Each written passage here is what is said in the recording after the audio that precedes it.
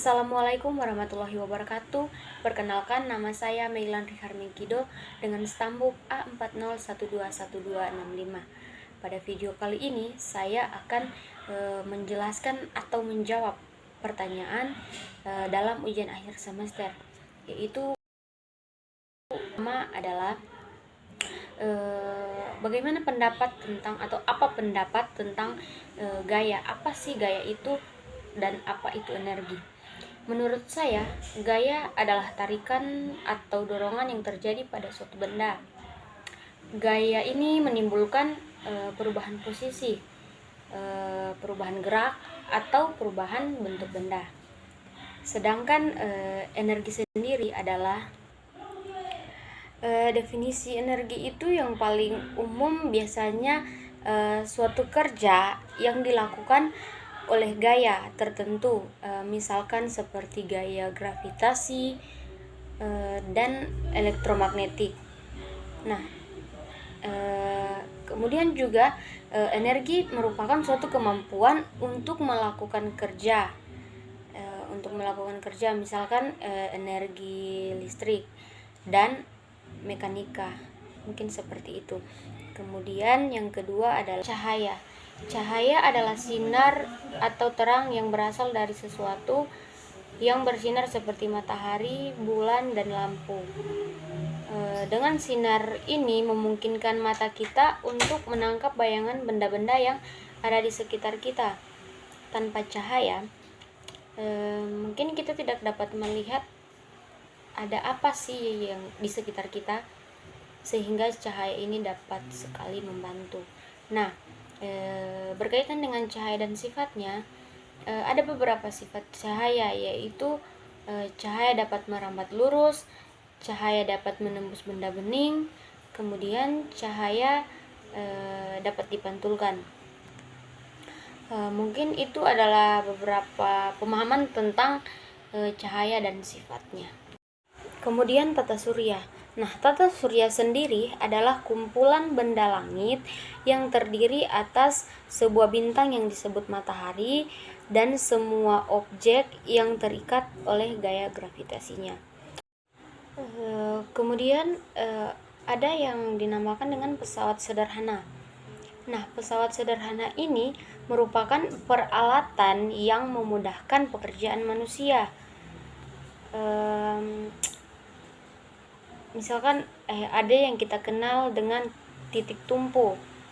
Nah, titik tumpu ini jadi tumpuan beban dan sifatnya tetap. Ada juga titik beban. Ya, titik beban ini yaitu tempat melekatnya beban. Kemudian ada yang dikatakan perubahan wujud atau perubahan wujud zat. Nah, benda adalah peristiwa perubahan bentuk suatu benda menjadi bentuk benda lain yang berbeda. Itu yang biasa dikatakan dengan perubahan wujud. Ini terjadi karena peristiwa pelepasan dan penyerapan kalor. Biasanya ini terjadi akibat tindakan seperti pemanasan, pendinginan, dan pengembunan. Seperti misalkan air ketika kita masukkan dalam kulkas, karena ada pendinginan sehingga terjadilah pembekuan. Nah, dari sifat yang cair menjadi sifat yang beku. Mungkin sekian jawaban untuk pertanyaan nomor 1. Terima kasih. Nah, dalam gaya sendiri terdapat beberapa contoh yang dapat kita lihat dalam kehidupan kita sehari-hari. Misalkan itu contoh gaya yang kita lakukan menarik tali mainan atau menendang bola. Selain mempengaruhi gerak benda, gaya juga bisa mempengaruhi bentuk benda. Nah, adapun masalah yang dapat kita hadapi, misalkan dalam pintu, terus pintunya tertahan atau dihalangi oleh benda lain. Nah, tentu saja gaya yang kita lakukan itu tidak mempengaruhi pergeseran atau perpindahan benda yang kita tuju. Misalkan kita dorong pintunya, tapi karena ada sesuatu benda yang menghalangi sehingga pintu tersebut tidak dapat tertutup. Jadi solusi yang harus kita lakukan adalah memindahkan terlebih dahulu benda yang menghalangi pintu tersebut, sehingga pintu tersebut dapat kita tutup. Mungkin itu adalah contoh gaya dalam kehidupan sehari-hari. Nah, kemudian berbicara tentang energi. Energi dalam kehidupan sehari-hari itu sangat penting. Misalkan energi listrik menjadi energi panas. Nah, contoh energi listrik yang menjadi energi panas itu bisa kita temukan dalam kehidupan sehari-hari itu seperti setrika, rice cooker, oven, hingga kompor listrik. Nah, ini sangat sekali membantu dalam kehidupan sehari-hari. Jika kita tidak memiliki peralatan-peralatan tersebut, maka kita akan mengalami kesulitan dalam kehidupan atau dalam keseharian kita. Misalkan kita yang mempunyai banyak pekerjaan, jika tidak ada energi listrik yang menjadi energi panas, maka akan banyak sekali pekerjaan yang tertunda karena misalkan pekerjaan kita sangat menumpuk, tetapi karena belum memasak dan karena juga rice cooker belum ada, maka kita harus memasak dan memanggangnya di api secara manual. Itu akan memakan waktu yang begitu lama. Tetapi kalau kita memakai rice cooker itu sangat mengefisienkan waktu, karena kita hanya memasak dan hanya sekali menekan tombol, sehingga kita menunggunya sampai masak dan bisa kita hidangkan. Itu mungkin beberapa masalah tentang energi yang berkaitan dalam kehidupan sehari-hari. Nah, kemudian ada cahaya dan sifatnya.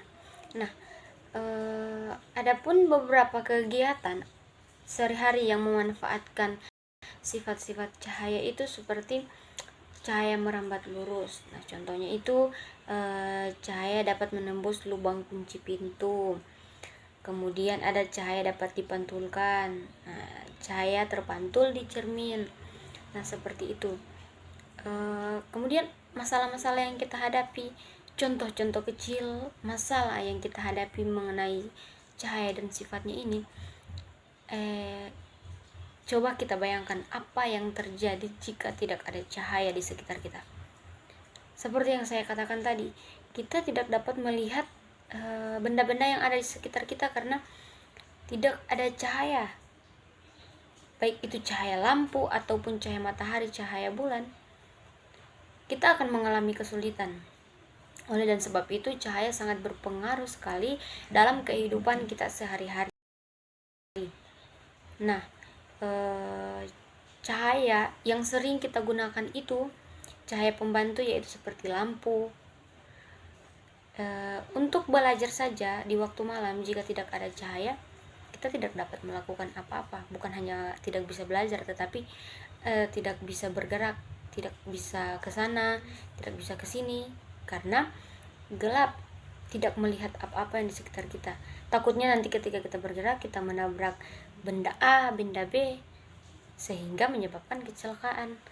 Nah, oleh dan sebab itu cahaya sangat berpengaruh sekali dalam kehidupan kita sehari-hari. Kita sangat membutuhkan cahaya. Tanpa cahaya, kita tidak dapat melihat benda-benda yang ada di sekitar kita. Mungkin itu adalah penjelasan tentang cahaya dan sifatnya. Semoga membantu. Nah, berbicara tentang tata surya atau sumber tata surya, tentunya kita juga berbicara tentang matahari. Nah, dalam kehidupan sehari-hari itu, matahari sebagai sumber cahaya terbesar bagi manusia atau bagi bumi. Nah, bermanfaat untuk sebagai penerangan, juga membantu proses fotosintesis, juga penghasil listrik, sumber nutrisi terbaik. Nah, sumber nutrisi terbaik itu seperti pemberi vitamin D bagi tubuh manusia. Nah, dalam kehidupan sehari-hari tentunya kita membutuhkan matahari.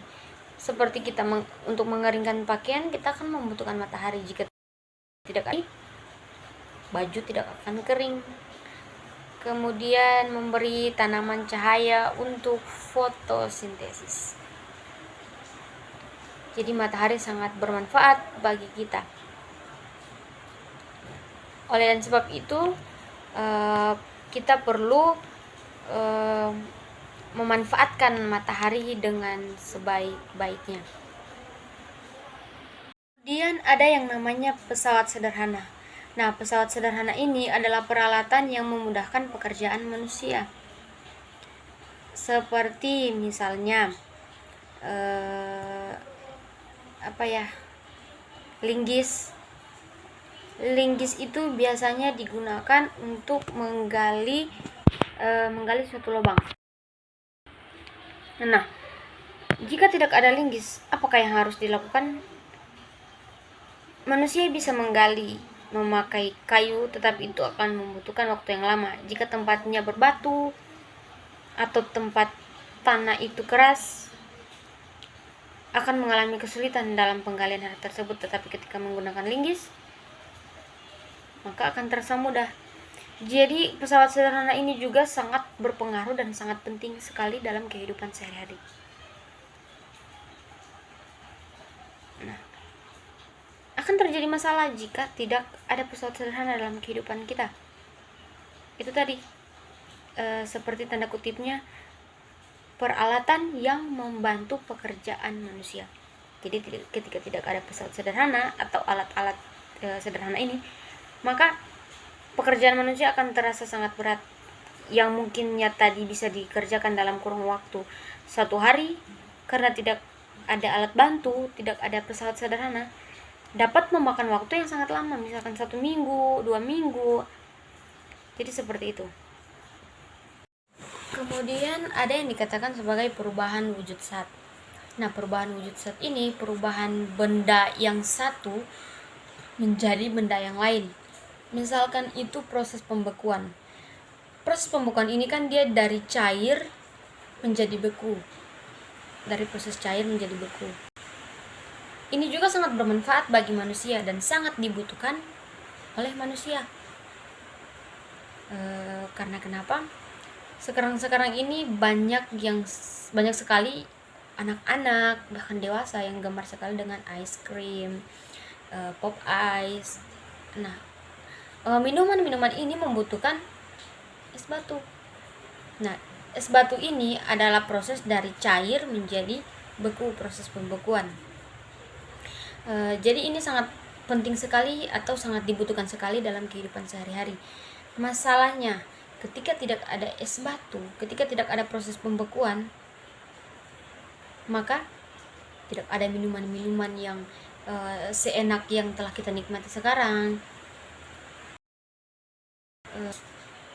Juga ketika tidak ada proses pembekuan, maka barang-barang itu atau jenis-jenis makanan tidak akan bertahan lama. Misalkan kita ingin membeli ikan, tetapi kita belum memasaknya, jadi kita menyimpannya dulu di dalam kulkas sehingga terjadilah proses pembekuan, sehingga ikan itu akan awet, akan bertahan lebih lama, sehingga kita dapat memasaknya 2 hari kemudian. Jadi perubahan wujud zat ini juga sangat berpengaruh dan sangat dibutuhkan oleh manusia. Misalkan juga seperti proses penguapan, memasak air dari air yang tadinya belum masak, ketika kita masak menjadi mendidih, menguap. Itu sangat berpengaruh sekali dalam kehidupan kita. Karena terkadang kalau kita meminum air yang belum masak, belum dimasak, belum mengalami proses penguapan, akan membuat sakit perut dan lain-lain sebagainya. Jadi ini sangat berpengaruh sekali dalam kehidupan kita sehari-hari. Mungkin itu ada beberapa jawaban contoh masalah yang kita hadapi dalam kehidupan kita sehari-hari mengenai kelima materi. Terima kasih. Dalam penerapan ilmu fisika di SD, fisika sendiri adalah studi ilmiah dan energi, dan bagaimana proses interaksi satu sama lain dan saling bergantung. Energi ini dapat berbentuk gerak. Kemudian juga ada arti cahaya, listrik, radiasi, gravitasi, apa saja. Sehingga sangatlah pantas jika fisika berhubungan dengan materi pada skala mulai dari partikel subatom, yaitu partikel yang menyusun atom, dan partikel yang membentuk partikel tersebut, hingga bintang dan bahkan seluruh galaksi.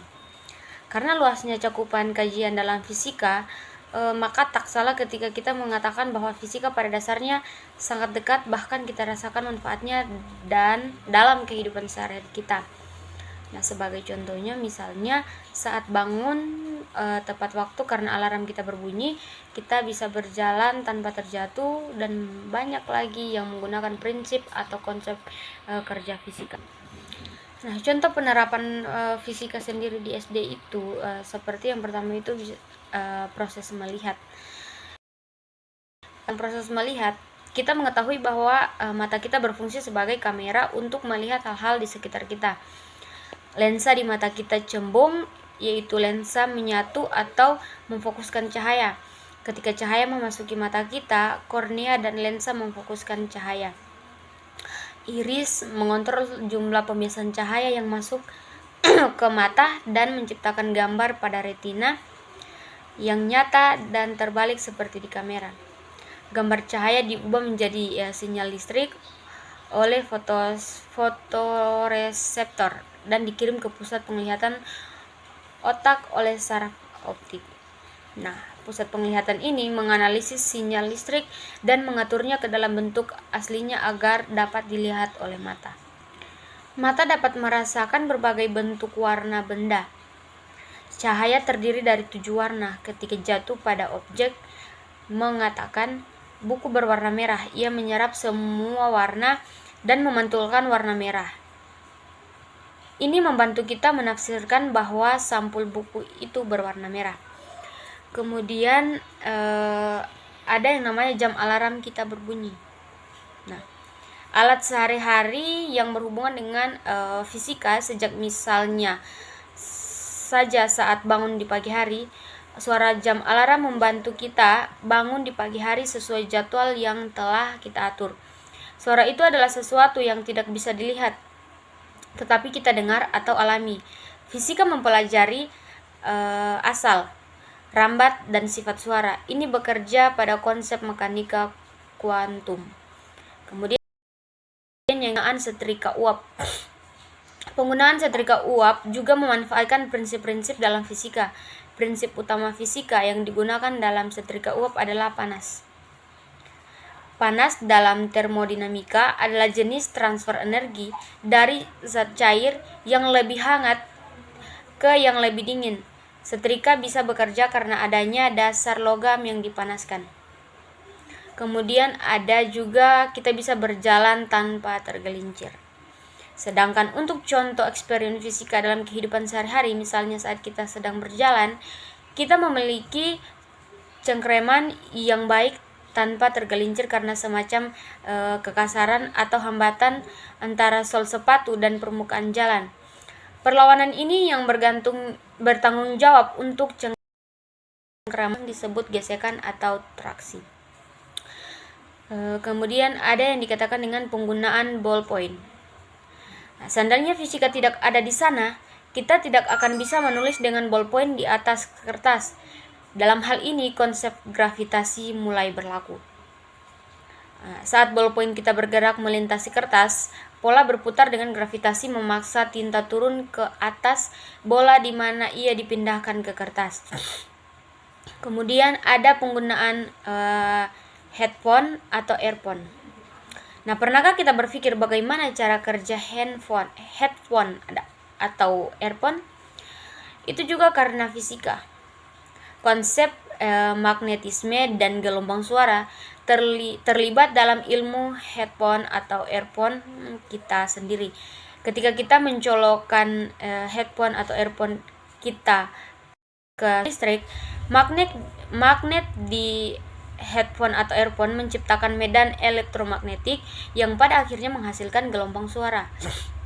Kemudian ada juga penggunaan sabuk pengaman mobil. Nah, ketika kita mengencangkan sabuk pengaman mobil, di situ konsep inersia bekerja. Inersia adalah keengganan atau kemalasan tubuh untuk mengubah keadaan istirahat atau gerak. Dalam kasus tabrakan mobil, sabuk pengaman kita membantu mencegah tubuh bergerak ke arah depan karena tubuh kita menolak dihentikan karena inersia gerak. Kemudian ada juga berfungsinya lensa kamera. Fenomena selfie telah melanda orang-orang dari setiap kelompok umur. Kita menghibur diri dengan mengklik foto. Lensa yang digunakan dalam kamera bekerja berdasarkan prinsip optik. Perangkat lensa cembung menyediakan gambar di luar kamera kepada kamera. Kemudian ada juga penggunaan ponsel. Ponsel telah menjadi seperti gas oksigen dalam kehidupan sosial modern. Hampir tidak ada orang yang tersentuh oleh efek ponsel. Apakah menyampaikan pesan mendesak atau melakukan ada habisnya, ponsel ada di mana-mana. Tapi apakah kita pernah berpikir bagaimanakah cara ponsel bekerja? Ia bekerja berdasarkan prinsip listrik dan spektrum elektromagnetik, pola gelombang listrik dan magnet yang bergelombang. Kemudian juga penggunaan baterai, baik di ponsel, mobil, obor, mainan, atau alat apapun lainnya. Baterai bertindak sebagai penyelamat listrik. Baterai bekerja berdasarkan prinsip kapasitasi. Sejak akhir abad ke-18, kapasitator telah digunakan untuk menyimpan energi listrik.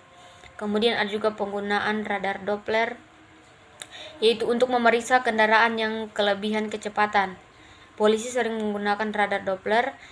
Radar Doppler bekerja berdasarkan prinsip efek Doppler. Efek Doppler tidak lain adalah perubahan nada suara ketika sumber suara bergerak relatif ke pendengar.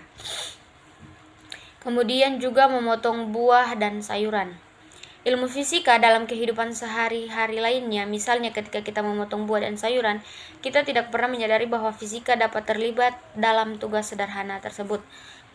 Untuk memotong apapun, kita harus menekan pisau ketika kita meningkatkan tekanan. Kita dapat memotong objek dengan mudah pada gaya dan area. Kemudian juga memasak.